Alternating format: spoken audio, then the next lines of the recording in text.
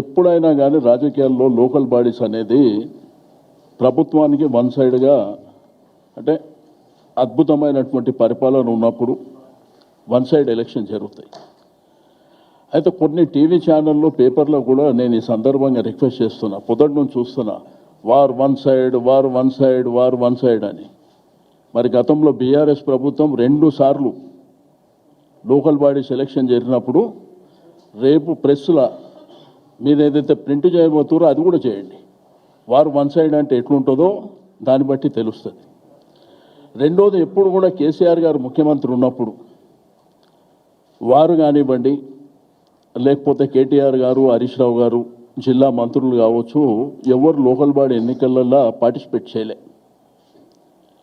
ఇప్పుడు జరిగినటువంటి జిల్లా పరిషత్తు మున్సిపాలిటీ ఎలక్షన్లో కేటీఆర్ గారితో మేము పార్టీగా మాట్లాడినప్పుడు, అన్న ఎవరంతలో వాళ్ళు చేసుకుంటారు అన్న, నేను కూడా మా కాన్స్టిట్యున్సీనే పోతున్నా అని మీకు చూసినారు. మీరు కూడా హరీష్ రావు గారు ఎక్కడ తిరిగారు, కేటీఆర్ గారు ఎక్కడ తిరిగారు.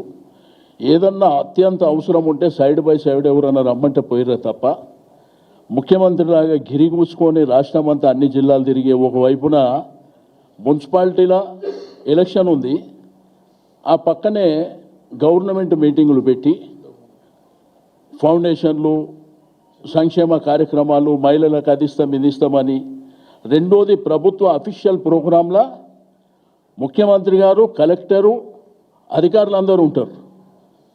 అందులో బూతు మాటలు మాట్లాడు, అధికార కార్యక్రమాలలో బూతు మాటలు మాట్లాడడమే అత్యంత తప్పు. ఆ విషయాన్ని పక్కన పెట్టి ఇప్పుడు ఈ ఎలక్షన్ల మా పార్టీ పరంగా మా కార్యకర్తలు, నాయకులు, అక్కడ గతంలో ఉన్నటువంటి శాసనసభ్యులు, శాసన మండలి సభ్యులు, మాజీలు, వాళ్ళు వీరోచితంగా పోరాటం చేసిరు తప్ప మా నాయకత్వం ఎక్కడ తిరిగింది మీరు టీవీలో పేపర్లో చూసిరు. ఇట్లా ముఖ్యమంత్రిలాగా రాష్ట్రం అంతా గిరిగీసుకొని తిరిగి కరెక్ట్ 3 రోజుల ముందు ఇష్టం ఉన్నట్టు డబ్బు మద్యం పంపించి ఎలక్షన్ చేయలే. రెండోది, గీటున ఏంది, అద్భుతమైనటువంటి పరిపాలన ఉంటే ఎవరు పోకున్నా కానీ ఆ పార్టీని, ఆ ప్రభుత్వాన్ని ఆదరిస్తారు. గతంలో మేము అది చేసినాం. మీరు ఎవరైతే డబ్బా కొడుతున్నారో వారు వన్ సైడ్ అని అది కూడా ప్లే చేయండి. 2 సార్లు కేసీఆర్ గారి నాయకత్వంలో జరిగినటువంటి ప్రభుత్వంలో మేము మున్సిపాలిటీలు ఎన్ని గెలిచినాం, కార్పొరేషన్లు ఎన్ని గెలిచినాం, జిల్లా పరిషత్ ఎన్ని గెలిచినాం, అవి కూడా మీరు చూపండి. అది కాకుండా దీన్ని వార్ వన్ సైడ్ ఎట్లా అంటారండి? 85 నుంచి 90% గెలిస్తే వార్ వన్ సైడ్. కార్పొరేషన్లు ఎన్ని ఉన్నాయి? మేజర్ కార్పొరేషన్లు నిజామాబాద్లో గెలిచిర్రా, కరీంనగర్లో గెలిచిర్రా, మహబూబ్ నగర్లో గెలిచిర్రా, కొత్తగూడెంలో గెలిచిర్రా, ఒకటి నల్గొండలో గెలిచిర్రు. రెండోది రామగుండం గెలిచిర్రు. మూడోది మంచిర్యాల కూడా గుడ్డిలో మెల్ల. ఏ కార్పొరేషన్ మీరు గెలిచిర్రు? ప్రజాపాలన, అద్భుతమైనటువంటి పాలన, అందరినీ మా క్యాండిడేట్లను దొంగతనంగా ఎత్తుకపోయి విచ్చలవిడిగా డబ్బులు ఇచ్చి పోలీసులు అడ్డు పెట్టుకొని రాజ్యం చేసేటువంటి మీరు దీన్ని వారు వన్ సైడ్ ఎట్లేస్తుందో చూపించే టీవీలు కానీ రాసే పేపర్లు కూడా మీరు ఆలోచన చేయవలసినటువంటి అవసరం ఉంది. వారు వన్ సైడ్కు డెఫినేషన్ చెప్పవలసినటువంటి అవసరం ఉంది.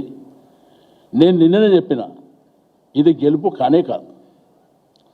ఇప్పుడు కేటీఆర్ గారు చెప్పినట్టు ఎన్ని దగ్గర అంగుంది ఈ దొంగ రాత్రి. ఇప్పుడే మేము ఆడ కూర్చున్నప్పుడు పోలీసు వాళ్ళు గెలిచిన వాళ్ళు ఎత్తుకపోతున్నారు. ఇక్కడ నన్ను జరుగుతుందా?